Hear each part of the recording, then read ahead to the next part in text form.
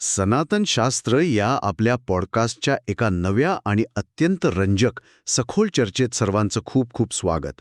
आजच्या या चर्चेची सुरुवात एका साध्या पण चक्रावून टाकणाऱ्या प्रश्नाने करूया. नक्कीच. सांग काय प्रश्न आहेत? समजा कोणी सांगितलं की जे लोक फक्त भौतिक सुखांच्या मागे धावतात, म्हणजे पैशाच्या मागे वगैरे धावतात, ते अंधारात जातात, तर आपण कदाचित म्हणू की यात नवीन काय आहे?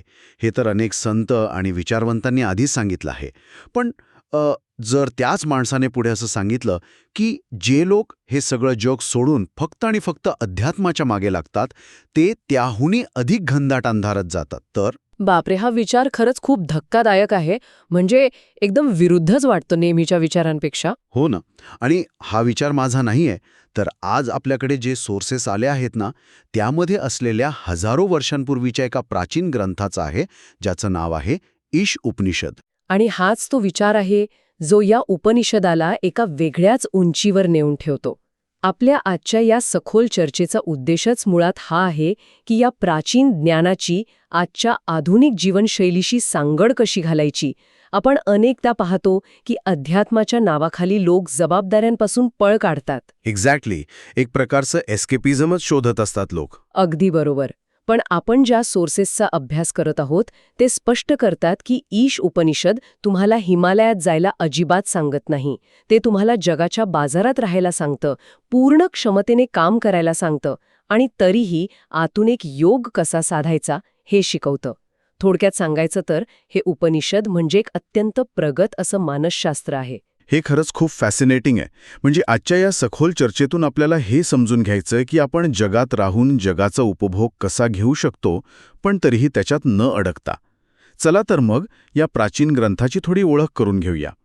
ईश उपनिषद हे शुक्ल यजुर्वेदातील सर्वात लहान उपनिषद मानलं जातं. यामध्ये फक्त 18 मंत्र आहेत. हो, फक्त 18, पण खूपच अर्थपूर्ण. अगदी. हे 18 मंत्र म्हणजे जणू एका मोठ्या तत्वज्ञानाचे अर्क आहेत. आपण यातील एका अत्यंत मूलभूत संकल्पनेपासून सुरुवात करूया, ज्याला आपण ओनरशिप वर्सेस स्टुअर्डशिप किंवा मालकी विरुद्ध विश्वस्त असं म्हणू शकतो. बरोबर. आणि या संकल्पनेचा पाया या उपनिषदाच्या पहिल्याच मंत्रात आहे. मंत्र म्हणतात, ईशावास्यमिदं सर्वं यत्किंचित जगत्याम जगत. अच्छा. याचा सरळ अर्थ असा आहे की या विश्वातील प्रत्येक सजीव आणि निर्जीव गोष्टीत ईश्वराचा म्हणजे त्या एका सर्वोच्च तत्वाचा वास आहे. म्हणजे केवळ मंदिरात देव नाही, तर हा आपण वापरत असलेल्या लॅपटॉपमध्ये, आपल्या बिझनेसमध्ये, आपण चालवत असलेल्या गाडीमध्ये सगळीकडे तेच तत्व भरून राहिलं आहे. बरं, इथेच मला थोडी अडचण वाटते आणि यावर आपण सविस्तर चर्चा केली पाहिजे असं मला वाटतं. कारण जर माझा फोन, माझा स्टार्टअप किंवा माझे पैसे हे सगळंच ईश्वराचं आहे किंवा त्या सर्वोच्च तत्वाचं आहे, तर मग काय करायचं? म्हणजे निष्क्रिय व्हायचं का असं विचारायचंय का? हो, एक्झॅक्टली. जर मालकी माझी नाहीच आहे, तर मी मेहनत तरी का करावी? सगळं देवच करणार आहे किंवा जे होईल ते देवाच्या इच्छेने होईल असा विचार करून माणसं पॅसिव्ह नाही का होणार? यामुळेच तर समाजाची प्रगतीच थांबेल ना. हा खूप नैसर्गिक आणि लॉजिकल प्रश्न आहे. आणि इथेच या तत्वज्ञानाची खरी खोली समजते. हा निष्क्रियतेबद्दलचा विचार अजिबात नाहीये, तर हा दृष्टिकोनातील अत्यंत सूक्ष्म आणि महत्वाचा बदल आहे. हा जो प्रवास आहे ना, तो मी मालक आहे या भावनेकडून मी एक विश्वस्त किंवा काळजी घेणारा आहे या भावनेकडे जाणार आहे. म्हणजे फक्त काळजी घेणारा. हो. जेव्हा एखादा माणूस स्वतःला मालक समजतो, तेव्हा त्याच्या डोक्यावर एक भयंकर मानसिक ओझे असते. म्हणजे मी हे उभं केलंय, हे माझं आहे आणि हे कधी संपू शकतं. ही जी भीती असते ना, हा अहंकार आणि ही भीती माणसाची ऊर्जा खाऊन टाकते. अच्छा, म्हणजे काम थांबवायचं नाहीये, फक्त कामामागची मानसिक स्थिती बदलायची आहे. मला इथे एका उदाहरणाची आठवण येते, जे आपण आधीच्या एका चर्चेतही वापरलं होतं. जसे एखाद्या बँकेचा मॅनेजर असतो. हो, ते उदाहरण अगदी चपखल बसतं इथे. तो रोज करोडो रुपये हाताळतो, त्या पैशांची गुंतवणूक कुठे करायची, पोर्टफोलिओ कसा वाढवायचा याचे अत्यंत हुशार निर्णय तो घेतो. पण संध्याकाळी बँक बंद झाल्या, तो शांतपणे घरी जातो आणि सुखाने झोपतो. कारण त्याला माहीत असतं की तो त्या करोडो रुपयांचा फक्त विश्वस्त आहे, मालक नाही. एक्झॅक्टली. जर त्याने स्वतःला मालक समजायला सुरुवात केली, तर तो भीतीने वेडाच होईल. क्या बात आहे. हे एकदम अचूक उदाहरण आहे. तो मॅनेजर अनिष्क्रिय नसतो, तो अत्यंत ॲक्टिव्ह असतो, पण तो पैशांशी अटॅच नसतो. जेव्हा आपण स्वतःला फक्त एक माध्यम मानतो, तेव्हा मी हे केलं हा अहंकार आपोआप गळून पडतो. न्यूरोलॉजिकली किंवा सायकोलॉजिकली पाहिलं तर जेव्हा अहंकार नसतो, तेव्हा अपयशाची भीती खूप कमी होते. आणि भीती कमी झाली की निर्णय क्षमता सुधारते, बरोबर? अगदी बरोबर. आपण अधिक धाडसी निर्णय घेऊ शकतो. म्हणजेच आपण जगातून बाहेर पडत नाही आहोत, तर आपण जगातील खेळाचे नियम बदलून अधिक चांगल्या प्रकारे खेळत आहोत. हे खूपच प्रॅक्टिकल आहे. जर मी मालक नाही तर गमावण्याची भीती नाही, आणि गमावण्याची भीती नसेल तर अधिक मोकळेपणाने काम करता येईल. पण मग यातून एक पुढचा प्रश्न निर्माण होतो. जर आपण मालक नाही तर मग आपण आयुष्याचा आनंद कसा घ्यायचा? हा प्रश्न अनेकांना पडतो. जर सर्व काही ईश्वराचे आहे तर मग माझ्या वाट्याला काय आलं? इथेच उपनिषदातील ती तेन टेकतेन भुंजिथा म्हणजे त्यागातून उपभोग घ्या ही संकल्पना येते ना? होय, आणि ही जगातील सर्वात सुंदर पण सर्वात जास्त गैरसमज झालेली संकल्पना आहे. लोक त्याग म्हणजे घरदार सोडणे, जंगलात जाणे असा अर्थ घेतात. पण उपनिषद भौतिक वस्तू सोडायला सांगत नाही, तर त्या वस्तूंवरील आसक्तीचा त्याग करायला सांगते. आणि सोबतच 100 वर्ष पूर्ण क्षमतेने काम करत जगण्याची इच्छा ठेवण्याबद्दलही सांगते. हे मला नेहमीच थोडं विरोधाभासी वाटतं. मी ह्याला एक ॲनालॉजी देण्याचा प्रयत्न करतो. हे असं आहे का की मी अनेक तास मेहनत करून एक अत्यंत सुंदर आणि चविष्ट केक बनवायचा, पण तो खायचा नाही? एखादी गोष्ट सोडून देऊन तिचा आनंद कसा काय घेता येईल? नाही, उपनिषद असा अजिबात म्हणत नाही की तो केक खाऊ नका. उपनिषद म्हणतं की तो केक नक्की खा, त्याचा पूर्ण आनंद घ्या, पण जर चुकून तो केक खाली पडला किंवा दुसऱ्याने खाल्ला तर त्याचं दुःख करत बसू नका. अच्छा. किंवा तो केक खाताना हा केक कधी संपेल या भीतीने आत्ताच्या क्षणाचा आनंद गमावू नका. एक्झॅक्टली. मालकी हक्क आणि आसक्ती यामुळे आपण वर्तमानातील आनंद गमावतो. म्हणजे प्रॉब्लेम केकमध्ये नाहीये, प्रॉब्लेम आपल्या मनाच्या त्या पकडून ठेवण्याच्या सवयीमध्ये आहे. याचं एक खूपच आधुनिक आणि रोजच्या जीवनातलं उदाहरण घेऊया आपण. सोशल मीडियाचं जग. हो, आजकाल हे खूप रेलेव्हंट आहे. समजा आपण खूप मेहनत घेऊन एक व्हिडिओ तयार केला आणि तो Instagramवर पोस्ट केला. जर त्याला फक्त 10 व्ह्यूज आले तर आपण प्रचंड दुःखी होतो, आणि जर त्याला 1 मिलियन व्ह्यूज आले तर आपला अहंकार इतका वाढतो की आपण स्वतःला जगातला सर्वात मोठा क्रिएटर समजायला लागतो. हे दोन्ही धोकेच आहेत ना? हो, कारण इथे आपण परिणामांशी अटॅच झालो आहोत. हे जे 10 व्ह्यूजचं दुःख आणि 1 मिलियन व्ह्यूजचा अहंकार आहे, हे दोन्ही आसक्तीचे प्रकार आहेत. इथेच अहंकर्मयोग ही संकल्पना मदतीला येते. म्हणजे फळाची अपेक्षा न ठेवता कर्म करणं. अगदी बरोबर. कर्मयोग म्हणजे आपलं सर्वोत्तम काम करणं, पूर्ण क्रिएटिव्हिटी वापरणं आणि परिणामांवरील आसक्ती पूर्णपणे सोडून देणं. जेव्हा आपण परिणामांच्या अपेक्षेने बांधले जात नाही, तेव्हा आपली निर्मिती अधिक शुद्ध होते.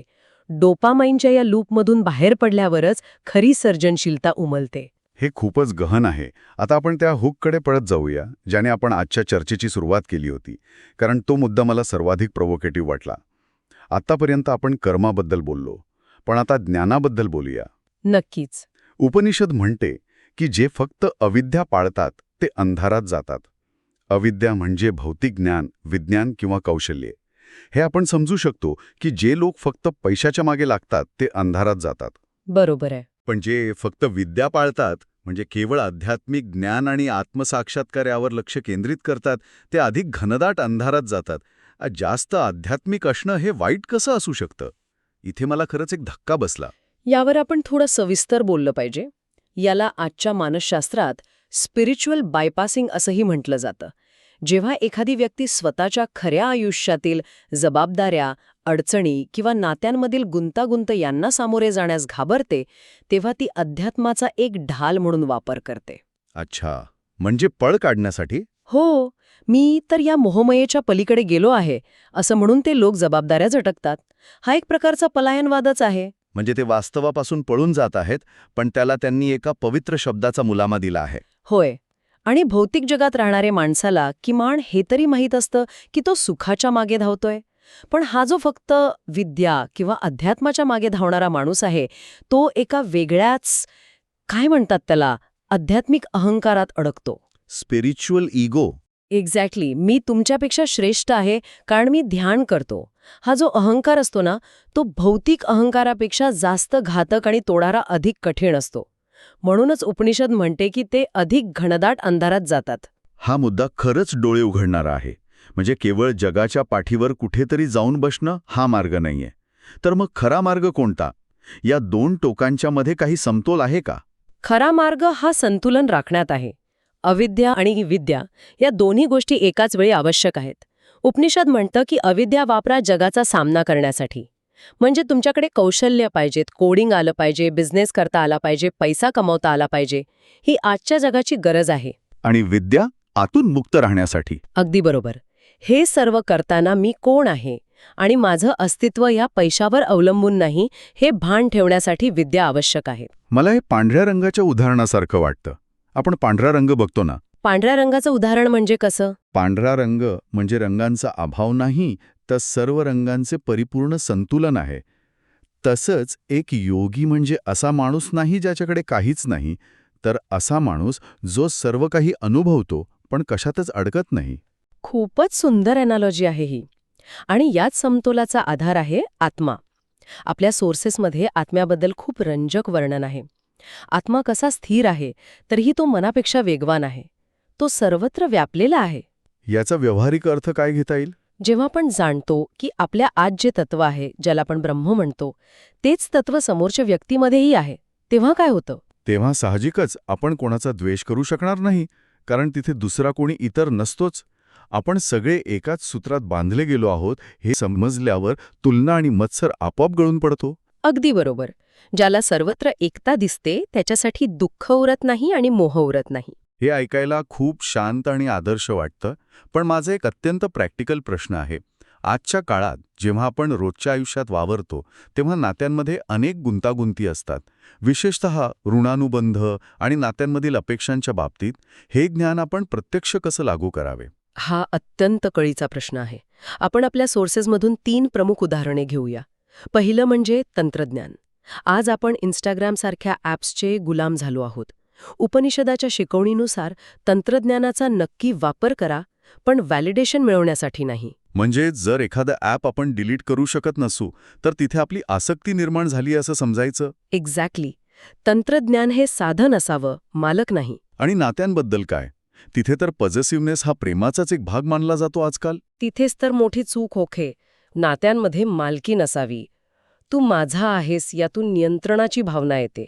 मग समजा समोरच्याने मेसेजला रिप्लाय दिला नाही तर भयंकर चिंता निर्माण होते. ईशो उपनिषद आपल्याला शिकवतं की नात्यांमध्ये नियंत्रणाकडून समजून घेण्याकडे प्रवास असावा. म्हणजे दोन व्यक्तींनी एकमेकांना पूर्ण करण्याची गरज नाही. हो, कारण ते आधीच आतून पूर्ण आहेत. त्यांनी फक्त एक प्रवास एकत्र करायचा आहे. जिथे मालकी नसते तिथेच खऱ्या प्रेमाला जागा मिळते. हे ऐकल्यावर खूप हलकं वाटतंय. आणि तिसरी गोष्ट म्हणजे पैसा.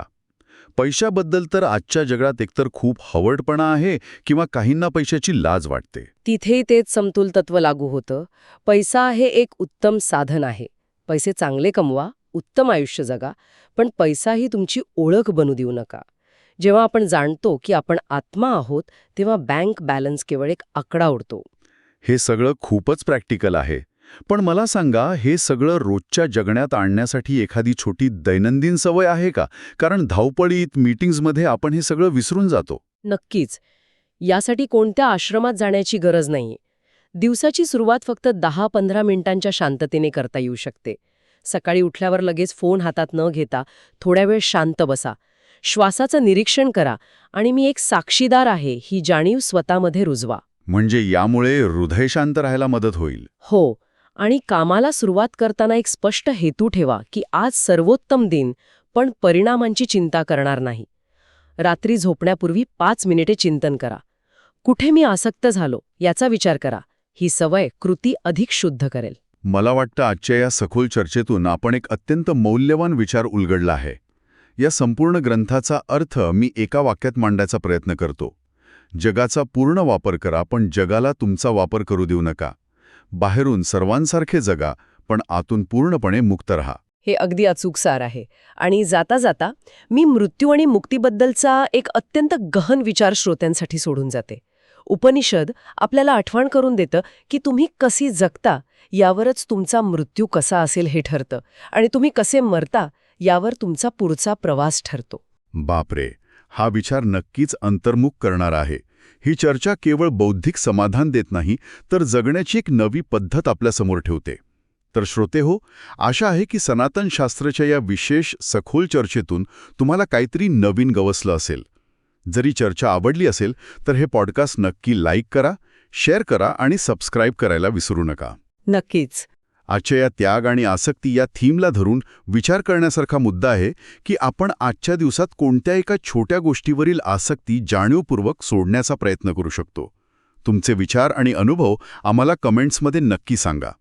आपण पुन्हा भेटूया अशाच एका नव्या आणि ज्ञानवर्धक सखोल चर्चेत. तोपर्यंत जगात पूर्णपणे सहभागी व्हा, पण आतून मुक्त रहा.